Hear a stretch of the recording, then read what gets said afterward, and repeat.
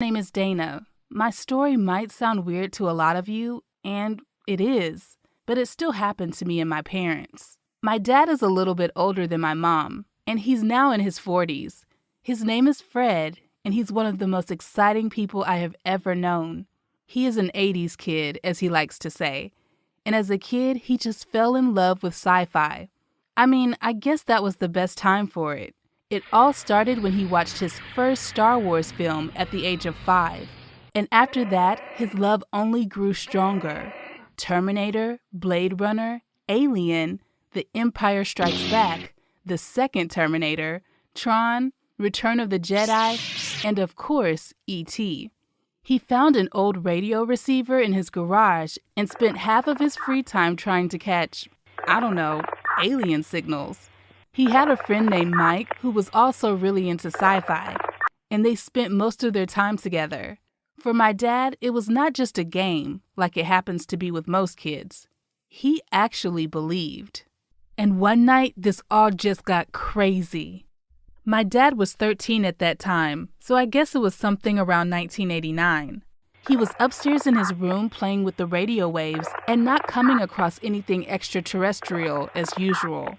Then suddenly his window lights up as if it's already mid-morning, and my dad sees a massive stream of light coming from somewhere above.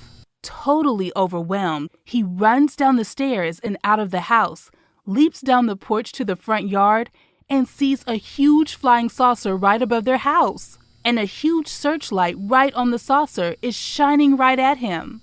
He's staring at the spaceship in awe, totally shocked. But probably not as shocked as most people would be because, well, he always knew they were out there. In about 30 seconds, the saucer just disappeared and never came back. I guess they got all the data they needed. So the next day, when my dad told all of this to Mike, his buddy, Mike just laughed at him and said he was making it all up. That's when their friendship ended. And throughout his life, Dad continued to tell the story to the people he thought were close enough to him to hear it, like really good friends or girlfriends he had. But every time, the reaction was like, okay. All of them thought he was crazy. The first person to believe this incredible story was my mom. I guess that's what you call true love. They actually got married several months after they met. It's been years, and I don't know a more loving couple. Then, the second person to believe the saucer story was born, which was me. My dad hasn't changed much since then. He has a job and stuff, but he's still the same 80s kid, obsessed with sci-fi. Over the years, my mom has even become pretty passionate too. It's hard not to. You should see how convincing my dad can be. And of course, as a child, I loved this. I mean, I still do. It's way more fun to have parents like mine than those they call normal, meaning like skeptical or boring. So I love when we sit down to watch Star Wars, the original trilogy, of course, even though I've seen it so many times. And I love our camping trips, which of course are always connected to UFO hunting. There's a whole online community of UFO hunters, and my dad is an active member. So when there's information that on a certain night a UFO might appear in a certain place, and the place is not too far away from our town, you can be sure we'll be there with a tent. Of course, after years of not catching sight of any UFOs, those trips evolved into simple family camping trips, and they have always been a lot of fun. So this happened during one of our regular trips. We were alone in the woods with marshmallows and stuff, looking at the sky. Not even for UFOs, but because it was just so beautiful. Then at one point, a mist fell on the forest, so we couldn't see the sky very well anymore, and it actually became so thick that we could barely see each other. The fog sort of ended our sky gazing, and we were ready to get in the tent and get some sleep, when suddenly, a massive stream of light fell on the forest and started moving our way.